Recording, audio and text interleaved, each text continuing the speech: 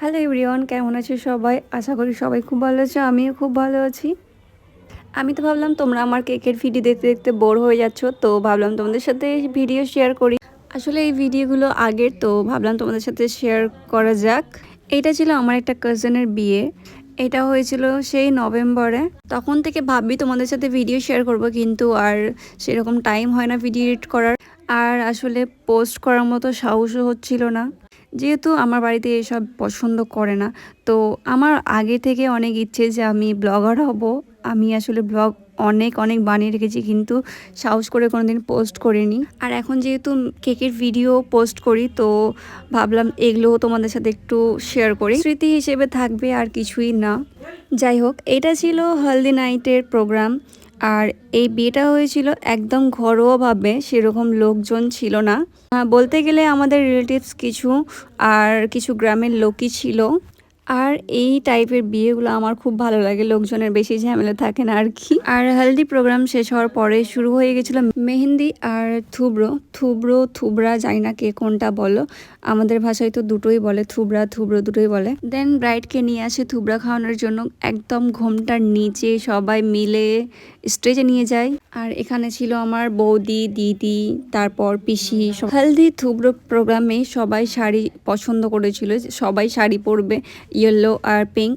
But আমি একদম শাড়ি পছন্দ করি না বলে আমি সালোয়ারই পরেছিলাম আর কি।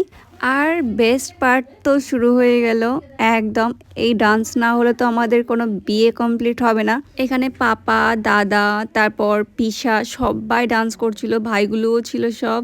আর আমাদের ব্রাইডের তো কোনো কথাই হবে না, সে মন খুলে ডান্স করেছে। ও এত হ্যাপি ছিল, এত হ্যাপি ছিল, ও কাউকেই মানে দেখেনি, ও ডান্স করতেই ব্যস্ত ছিল। তো এটা তো শুধু এমনি নর্মালি ডান্স করেছে পাপাদের সাথে, কিন্তু আমরা আলাদাভাবেও ডান্স প্র্যাকটিস করে আমরা ডান্স করেছিলাম। ওগুলোর ভিডিও ক্লিপ যেহেতু নেওয়া হয়নি। আর আমাদের টাইমটা দেখো, কোন টাইমে আমরা মেহেন্দি লাগাচ্ছি, একে মেহেন্দি পরাচ্ছি এক সাইডে, আর এদিকে আমার ভাইরা ডান্স করছে এক সাইডে। আর প্রত্যেকটা বিয়েতে আমি আর আমার বোনু মেহেন্দি পরাই। যত সব ব্রাইড থাকে, গ্রুম থাকে, সবাইকে মেহেন্দি লাগানোর দায়িত্ব আমাদের উপরেই থাকে। আর ওই টাইমে মেহেন্দি লাগানোর মতো একদম এনার্জি ছিল না আমাদের মধ্যে, যেহেতু অনেক ডান্স করেছি, অনেক মজা করেছি। আর এই টাইমে আমরা বাড়ি ফিরছি। আসলে পিসির বাড়ি আর আমাদের বাড়ি একদম পাশাপাশি। আর গাইজ, আমি সকালে একদম কোনো ভিডিওর ক্লিপ নিতে পারিনি, অনেক বিজি ছিলাম অনেক। এইটা ছিল একদম লাঞ্চ করার পরে, সেই বিদায় টাইমে। আর এই তো বউ নিতে চলে এসছে আমার জিজু।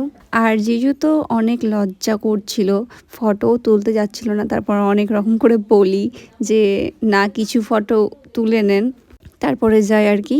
তারপর আমি জিজ্ঞেস করছিলাম আমার পিসির মেয়েকে যে কেমন লাগছে তোর বরকে দেখে, তো বলছে খুব ভালো লাগছে আর কি।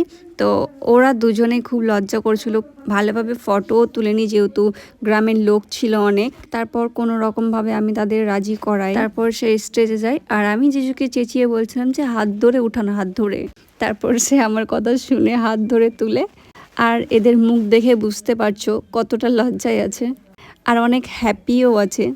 দেন কিছু ফটো তুলে এদিকে ব্রাইড একদম ইমোশনাল হয়ে পড়েছিল, কান্না করতে লেগেছিল।